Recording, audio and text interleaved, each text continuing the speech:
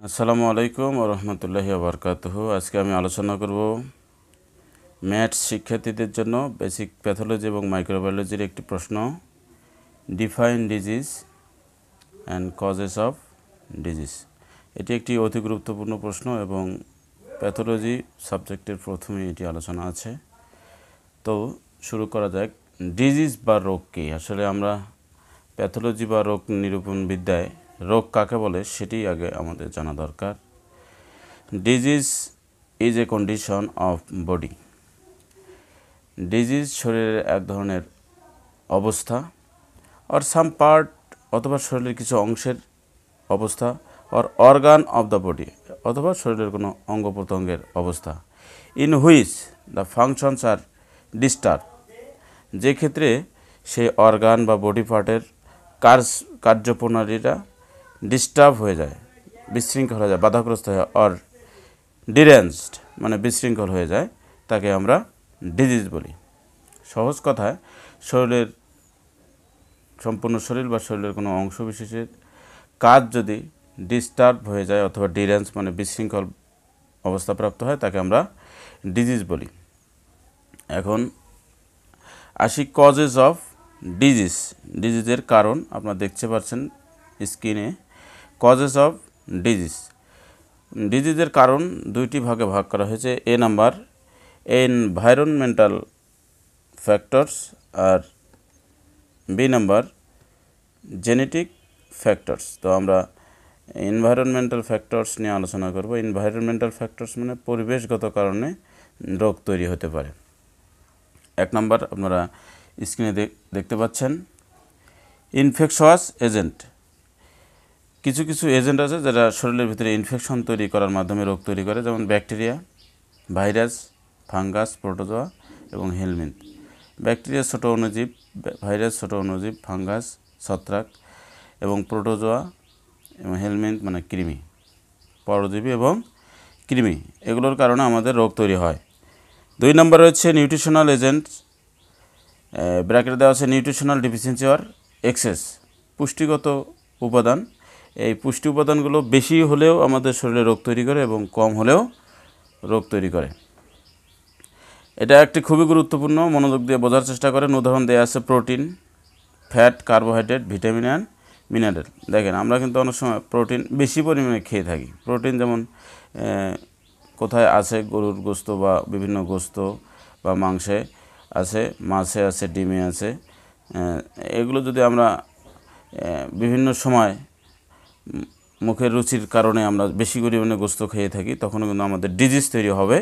কারণ এই নিউট্রিশনগুলো যদি এক্সেস বেশি পরিমাণে থাকে তবু আমাদের রোগ তৈরি করে, কম পরিমাণে থাকলে তবু আমাদের রোগ তৈরি করে। কার্বোহাইড্রেট থাকে আমাদের ভাতের ভিতরে রয়েছে। আমরা যদি ভাত বেশি পরিমাণে খাই সেক্ষেত্রেও আমরা কিন্তু রোগে ভুগবো, এবং ভাত যদি কম পরিমাণে খাই সেক্ষেত্রে রোগে ভুগবো। ভিটামিন, মিনারেল যে কোনোটাই যদি পুষ্টি আমরা বেশি পরিমাণে খাই সেক্ষেত্রে আমরা রোগে ভুগবো, এবং অল্প পরিমাণে যদি খাই তাও আমরা রোগে ভুগবো। তিন নম্বর রয়েছে ফিজিক্যাল এজেন্ট। ফিজিক্যাল এজেন্ট ভৌত কিছু উপাদান, তার কারণে আমাদের রোগ তৈরি হতে পারে, যেমন হিট, কোল্ড। অতিরিক্ত হিট যদি হঠাৎ আমরা শরীরে প্রবেশ করাই সেক্ষেত্রে আমাদের রোগ হবে। বেশি ঠান্ডা যদি প্রবেশ করে সেক্ষেত্রেও রোগ হবে। দেখবেন বেশি গরমের সময় যখন অতিরিক্ত গরমের কারণে কিছু রোগ তৈরি হয়, ফিজিক্যাল এজেন্ট এগুলো। আর কোল্ড, ঠান্ডার সময় অতিরিক্ত ঠান্ডা ফেলে শিভারিং হবে, অন্য বিভিন্ন রোগ তৈরি হতে পারে। হিউমিডিটি, আর্দ্রতা, বর্ষাকালে বেশি হিউমিডিটির কারণে রোগ তৈরি হয়।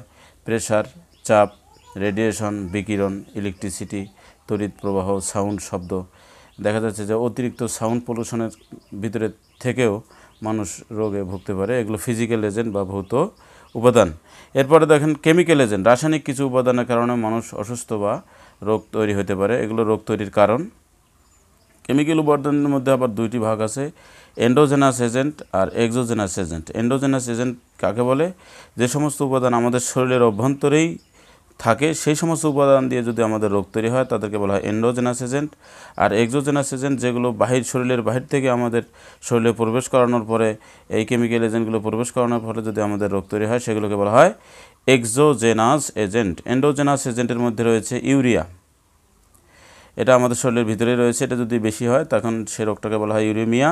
সিরাম বিলিরুবিন যদি বেশি হয় আমাদের শরীরের ভিতরে উপাদান তাকে বলা হয় জন্ডিস। কেটোনস যদি বেশি হয় তাকে বলা হয় কেটোসিস। ইউরিক অ্যাসিডের পরিমাণ যদি আমাদের শরীরের ভিতরে বেশি হয় তখন তাকে বলা হয় গাউট। ক্যালসিয়াম কার্বনেটের পরিমাণ যদি আমাদের শরীরে বেশি হয় তখন কিডনি স্টোন তৈরি করে। তো বন্ধুরা, আপনারা খুব সুন্দরভাবে বুঝতে পারলেন আমাদের শরীরের কিছু উপাদান যদি বেশি হয় সেগুলো আমাদের শরীরে কিছু রোগ তৈরি করে, সেটাকে বলা হয় এন্ডোজেনাস এজেন্ট। এগুলো কেমিক্যাল এজেন্ট। আবার বাহির থেকে কিছু কেমিক্যাল এজেন্ট আমাদের শরীরে রোগ তৈরি করতে পারে, এদেরকে বলা হয় এক্সোজেনাস এজেন্ট। যেমন অ্যালার্জেন্স, এগুলো বিভিন্ন ধরনের অ্যালার্জেন্স আমাদের বাহির থেকে শরীরের ভিতরে প্রবেশ করতে পারে। যেমন ফুলের রেণু থেকে অ্যালার্জেন্স আসতে পারে, ডাস্ট থেকে আসতে পারে। এখানে দেখেন আর্সেনিক, এটা আমাদের বাহির থেকে শরীরের ভিতরে প্রবেশ করে। আর্সেনিক প্রবেশ করলে আর্সেনিকোসিস হতে পারে। ফিউমস বা ধোঁয়া, অনেক সময় বিভিন্ন ধোঁয়া আমাদের শরীরে প্রবেশ করে রোগ তৈরি করতে পারে। ডাস্ট, ধুলাবালি, গ্যাস, বিভিন্ন গ্যাস আমাদের শরীরে প্রবেশ করে রোগ তৈরি করতে পারে। ইনসেকটিসাইড, কীটপতঙ্গ মারার জন্য যে কেমিক্যাল রিয়েজেন্ট আমরা ব্যবহার করি সেগুলো আমাদের শরীরে প্রবেশ করলে রোগ তৈরি করতে পারে। যেমন কোনো ফসলে যে আমরা বিষ প্রয়োগ করি এগুলো আসলে ইনসেকটিসাইড।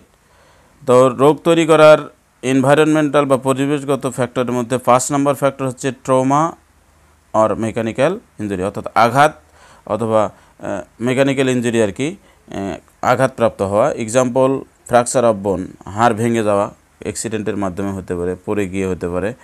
ডিসলোকেশন, কোনো জয়েন্ট, বোনের জয়েন্টগুলোকে জয়েন্টটা সঠিক জায়গায় না থেকে অন্য জায়গায় চলে যায়, সেটাকে বলা হয় ডিসলোকেশন। উন্স মানে ক্ষত, আঘাতের ফলে বা ট্রমা বা অ্যাক্সিডেন্টের ফলে, আরটিএ রোড ট্রাফিক অ্যাক্সিডেন্টের ফলে আমাদের বিভিন্ন ক্ষত তৈরি হতে পারে। 6 নম্বর ফ্যাক্টর হচ্ছে absence or insufficiency or access of A factor necessary to health. এটা মিনিং হচ্ছে অনুপস্থিত থাকা অথবা অপর্যাপ্ত থাকা অথবা বেশি পরিমাণে থাকা কোনো ফ্যাক্টর, যে ফ্যাক্টরগুলো স্বাস্থ্যের জন্য অত্যাবশ্যকীয় সেই ফ্যাক্টরগুলো যদি আমাদের একবারে না থাকে অথবা অল্প পরিমাণে থাকে অথবা বেশি পরিমাণে থাকে, যে কোনোটা একটা অবস্থানে গেলেই সেটা আমাদের ডিজিজ তৈরি করবে বা রোগ তৈরি করবে। যেমন হরমোন যদি টোটালি না থাকে সেটাকেও রোগ বলবো, আবার যদি অল্প পরিমাণ উৎপাদন হয় তাকেও রোগ বলবো, যদি বেশি পরিমাণ উৎপাদন হয় তাকেও, সেটাও আমাদের শরীরে রোগ সৃষ্টি করে। এনজাইম একই অবস্থা এবং থাইমাস একই। হরমোন এবং এনজাইম কি এটা আপনাদের জ্ঞাতার্থে জানাই। হরমোন এবং এনজাইম এবং থাইমাস এগুলো সবই কেমিক্যাল এজেন্ট শরীরের ভিতরে, কিন্তু হরমোন এবং এনজাইমের মধ্যে বেসিক পার্থক্য রয়েছে।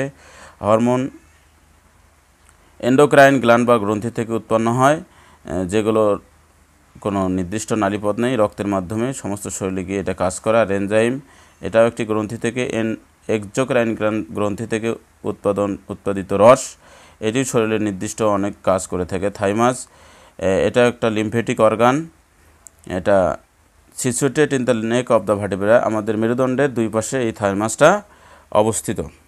7 নম্বর ফ্যাক্টর দেখতে পাচ্ছেন সোশিয়াল এজেন্টস। এক্সাম্পল পভার্টি, সামাজিক উপাদান, সামাজিক কারণেও আমাদের ডিজিজ তৈরি হতে পারে। যেমন পভার্টি, দারিদ্রতা, মানুষের দারিদ্র্যগত কারণে কিছু ডিজিজ তৈরি হয়। স্মোকিং, ধূমপানের কারণে কিছু ডিজিজ তৈরি হয়। Abuse of drugs and alcohol, ঔষধ এবং অ্যালকোহলের অ্যাবিউজ করা মানে কি যথেচ্ছ ব্যবহার বা খারাপ ব্যবহার করা। আনহেলদি লাইফস্টাইলস, যদি আপনার লাইফস্টাইলটা স্বাস্থ্যসম্মত না হয় সেক্ষেত্রেও ডিজিজ তৈরি করবে। বি নাম্বার আমরা দেখেছি ডিজিজ তৈরি করার এনভায়রনমেন্টাল ফ্যাক্টর এবং জেনেটিক ফ্যাক্টর। আপনারা দেখছেন জেনেটিক ফ্যাক্টরের মধ্যে রয়েছে বি, জেনেটিক ফ্যাক্টর। জেনেটিক ফ্যাক্টরের 1 নম্বরে রাখা হয়েছে Mendelian disorders or single gene disorders. আর 2 নম্বর মাল্টিফ্যাক্টরাল ডিসঅর্ডার। এই মেন্ডেলিয়ান ডিসঅর্ডার বা সিঙ্গেল জিন ডিসঅর্ডার, এখানে একটি জিনের অস্বাভাবিকতা থাকে। The disorders occur due to a single mutant jeans.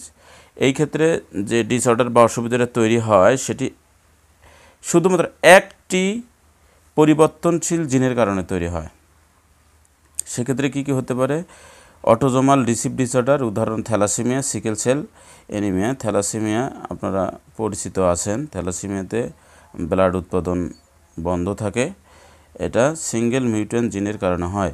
2 number x link receive disorder, যেমন হেমোফিলিয়া। হেমোফিলিয়া এই রোগে রক্ত সহজে বন্ধ হতে চায় না, শরীর থেকে রক্ত সহজে বন্ধ হতে চায় না। 2 নম্বর মাল্টিফ্যাক্টরাল ডিসঅর্ডার্স।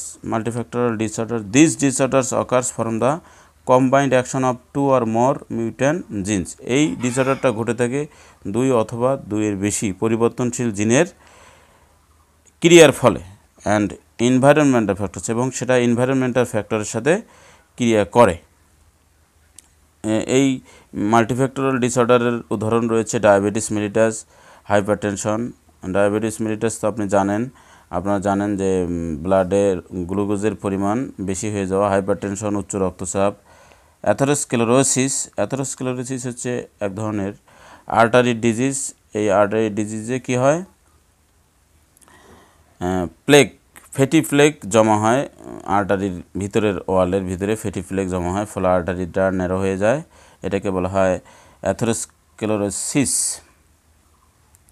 এছাড়াও কি হতে পারে, করোনারি হার্ট ডিজিজ হতে পারে, কনজেনিটাল হার্ট ডিজিজ হতে পারে, পাইলোরিক স্টেনোসিস, এটা এক ধরনের স্টোমাকে বাধা, স্টেনোসিস হয়ে যায়, ক্লেপ লিপ এবং ক্রেপ প্যালেট।